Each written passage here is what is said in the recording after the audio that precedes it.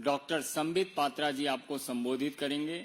मेरा विनम्र निवेदन है माननीय संबित जी से आपको संबोधित करें। धन्यवाद संजय जी और मित्र के हमारे प्रेस के सारे मित्रों को बहुत बहुत अभिनंदन, बहुत बहुत स्वागतम।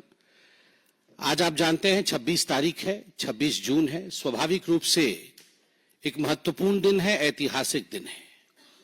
आज से 50 वर्ष पूर्व जब भारत उठा था, प्रातःकाल तब भारत के प्रत्येक नागरिक को मालूम पड़ा था कि श्रीमती इंदिरा गांधी तत्कालीन प्रधानमंत्री कांग्रेस पार्टी से उन्होंने देश में इमरजेंसी अर्थात आपातकाल लगाया था।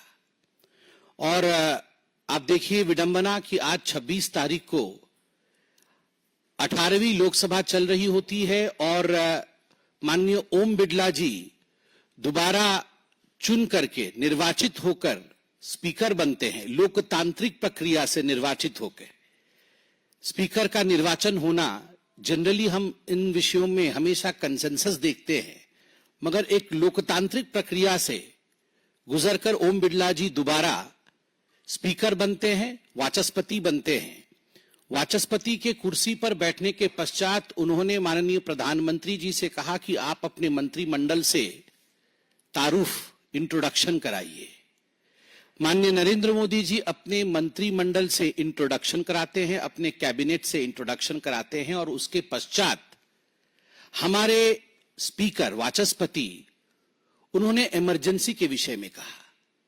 इसमें कोइंसिडेंसेस क्या क्या है देखिए। 26 तारीख का कोइंसिडेंस है, कोइंसिडेंस है कैबिनेट का।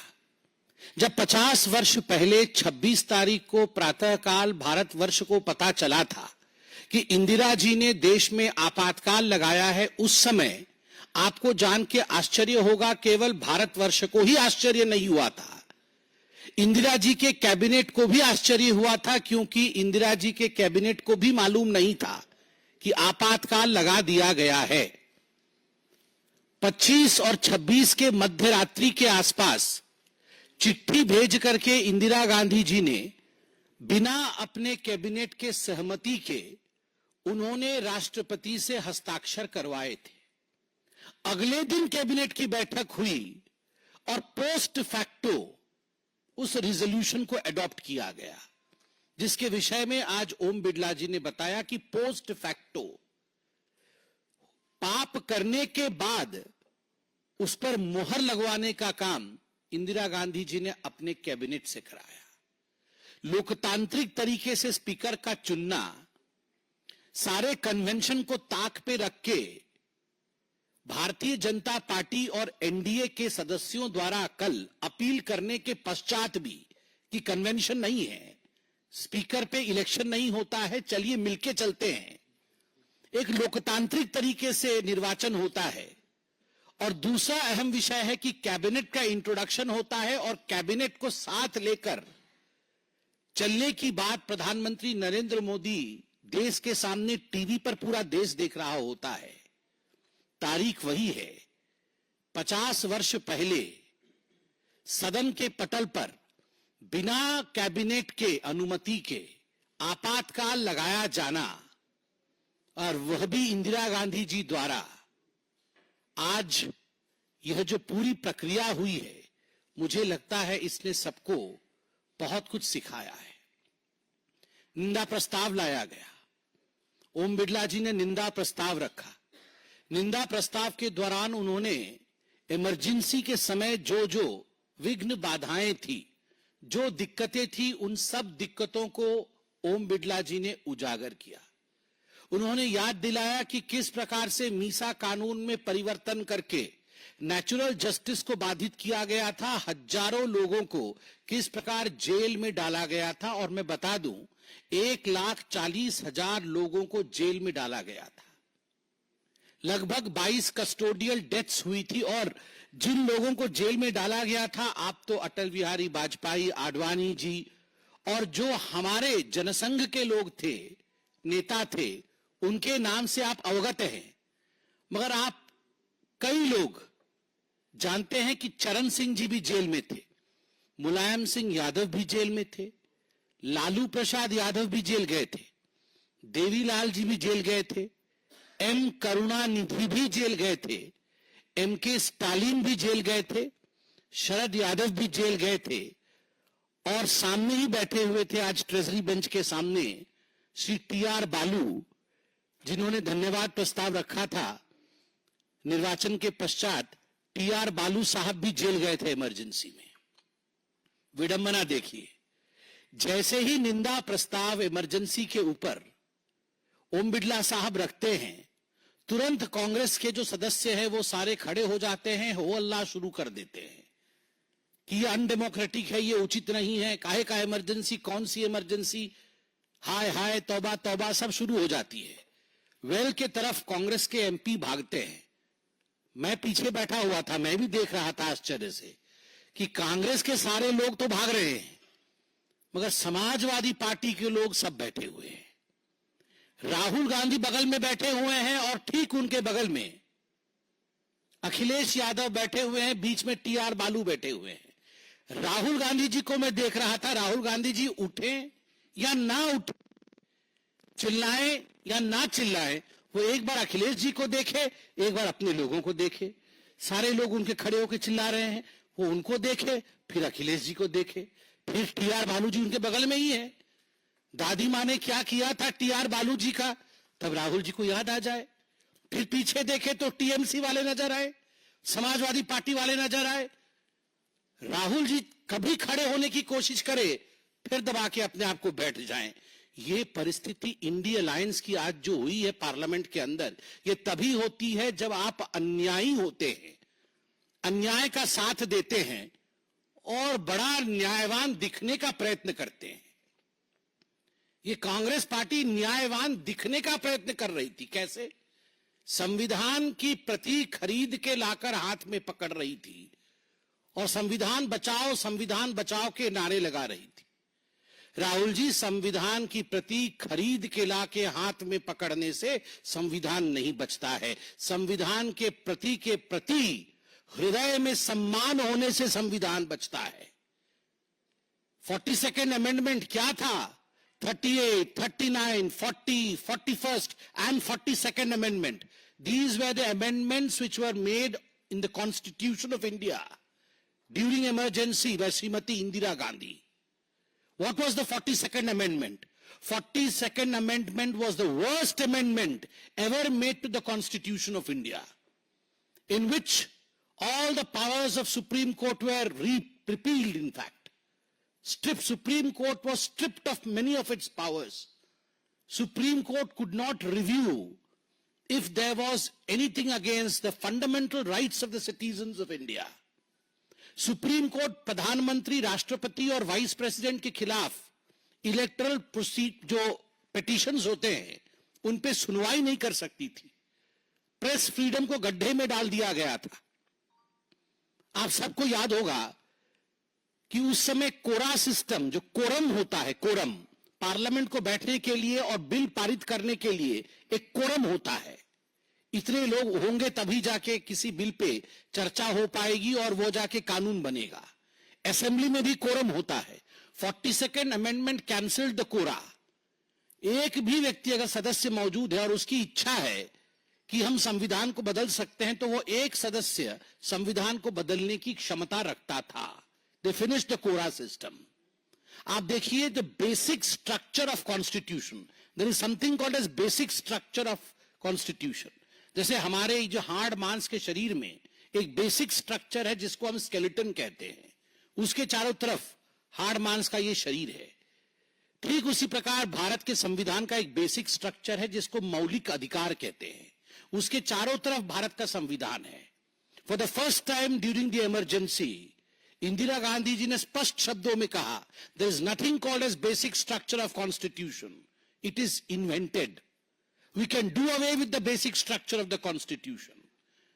संविधान के बेसिक स्ट्रक्चर को छोड़ा जा सकता है, ये पहली बार इंदिरा गांधी जी ने कहा था और ये 42nd अमेंडमेंट में रिफ्लेक्ट करता था। जो लोग भारत के संविधान को हाथ में पकड़ करके कल शपथ ले रहे थे और संविधान बचाओ के नारे लगा रहे थे, आज वो असमंजस में दिख रहे थे। जब समाजवादी पार्टी के लोग उनका साथ नहीं दे रहे थे, टीएमसी के कार्यकर्ता और सांसद उनका साथ नहीं दे रहे थे। ये परिस्थिति आज सदन के अंदर देखने वाली थी, जब माननीय ओम बिड़ला जी ने कहा कि जो लोग जेल गए थे और जिन परिवारों की क्षति हुई, जिन लोगों ने दूसरे स्वतंत्रता के युद्ध में भारत को स्वतंत्रता दिलाया, उन सब परिवारों के प्रति हम संवेदनशीलता दिखाएंगे, उनके लिए 2 मिनट के लिए मौन रखते हुए खड़े होंगे और उनके लिए प्रार्थना करेंगे।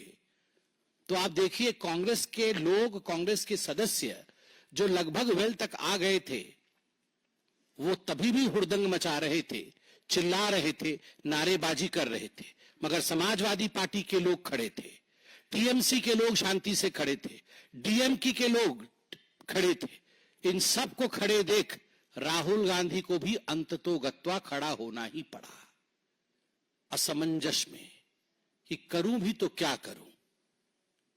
सत्ता की भूख, याद रखिए, उस समय भी इंदिरा गांधी के मन में सत्ता की भूख।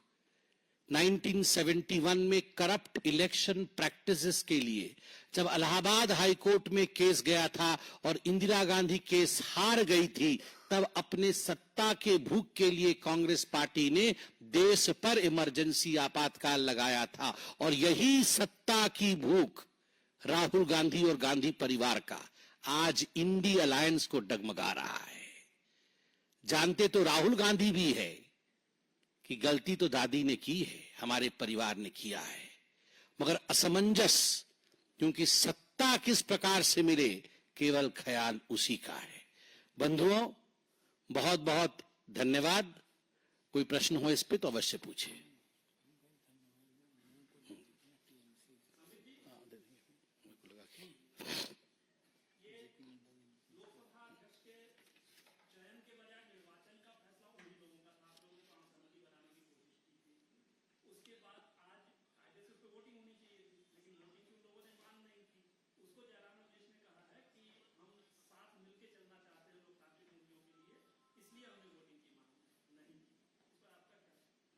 ये तो बहुत ही गजब की बात हो गई है। मतलब कल जब हम कह रहे थे चलिए साथ मिलके चलेंगे, तब कह रहे थे नहीं जी, हमारा कैंडिडेट भी होगा, हम गुल खाएं गुलगुले से। ठीक बात है। ये कह रहे हैं कि गुल खाए और गुलगुले से परहेज, बात तो बिल्कुल ठीक है, मगर कल तो कह रहे थे कि निर्वाचन होगा, इलेक्शन होगा, और आज जब नतीजा सामने है, वो जानते थे संख्या उनके पास नहीं है, तो स्वाभाविक है और क्या बचता है कहने का, यही कहेंगे। मगर मैं आज धन्यवाद देना चाहूंगा उन तमाम सांसदों का, चाहे वो किसी भी दल से हो, चाहे वो समाजवादी पार्टी के हो, चाहे वो टीएमसी के हो, चाहे वो डीएमके के हो, जिन लोगों ने आज संवेदना दिखाई, जिन लोगों ने आज खड़े होकर मौन धारण किया, शांति पाठ की, उन लोगों के लिए जिनकी शहादत हुई थी, जिन्होंने बलिदान दिया था इमरजेंसी के समय, जिन परिवारों के लोग जेल में थे, उनके लिए उन्होंने शांति पाठ किया। उसके लिए हर सांसद को धन्यवाद जिसने सहमति जताई और जो खड़े हुए। और मैं आज धन्यवाद देना चाहता हूं, बतौर प्रवक्ता हम दोनों यहां मौजूद हैं, हमारे राष्ट्रीय अध्यक्ष माननीय जगत प्रकाश नड्डा जी को। उन्होंने भी पूरे इस विषय को ट्वीट करके न केवल हम सबके बीच में जागरूकता रखी है, अपितु स्पीकर साहब ने जिस विषय को जागरूक किया, जिस विषय को हमारे समक्ष रखा, उस विषय को पार्टी की तरफ से पुरजोर समर्थन भी दिया है।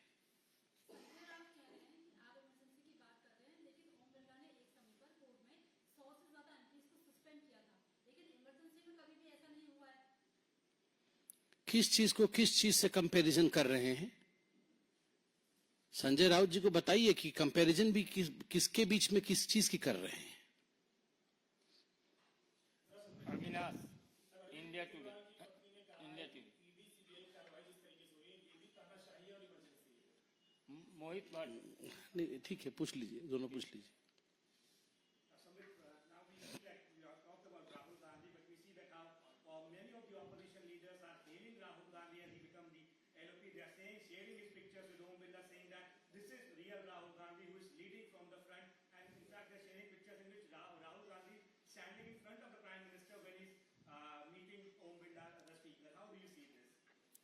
So who is real Gandhi? Real Rahul Gandhi? Even we want to know. So all these years, I mean, 2 terms that Rahul Gandhi we were seeing since 2014 till 2024 was that unreal Rahul Gandhi and a fake Rahul Gandhi. That today suddenly all these people have started saying that today's Rahul Gandhi is real Rahul Gandhi, and he's leading from the front. I mean, they've always been saying that Rahul Gandhi has been leading from the front. But it leads us nowhere. That's the problem. I mean, Rahul Gandhi leading the Congress party from the front leads the Congress party nowhere. हाँ, आपने अरविंद केजरीवाल जी पे सवाल पूछा था. अब madam Kejriwal ji ने कहा है कि ईडी सीबीआई जो कर रही है वो तानाशाही है. अब बताइए वो क्या कहेंगी? वो ये तो नहीं कहेंगी बहुत बढ़िया हुआ जी, जो हुआ सब बढ़िया हुआ. जानती तो मन में है सब कुछ वो. अब अच्छा तो बोल नहीं सकती हैं. एक्साइज स्कैम में, लिकर स्कैम में श्री अरविंद केजरीवाल जी ने घोटाला किया है, दस्तावेज है, कोर्ट ने उन्हें जेल भेजा है, सीबीआई ने दस्तावेज दिखा करके कोर्ट में उनको अरेस्ट किया है. तो स्वाभाविक रूप से देश की प्रक्रियाओं के अंतर्गत काम चल रहा है. तो इसमें तानाशाही कहां से है? अब वो क्या करेंगी? अब देखिए पूरे विश्व में आप किसी भी, अब देखिए किसी को भी जो चोरी में या डकैती में पकड़ा गया हो, उसकी माताजी से, पत्नी से या पिताजी से पूछिए कि आपका बेटा, आपका पति वो जेल में है, ठीक है? तो वो बोलेगा नहीं, बदमाश है ये आदमी, पकड़ के ले गया. हमारा पति तो बहुत अच्छा है, हमारा बेटा तो बहुत अच्छा है, बहुत भोला है.